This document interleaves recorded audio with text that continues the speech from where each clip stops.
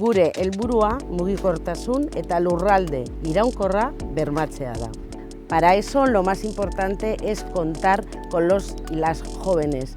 Queremos que la educación en movilidad sostenible sea uno de los instrumentos más potentes de este departamento. Por eso, hoy, aquí en Plaza Ola, hemos empezado a iniciar un camino que no va a parar.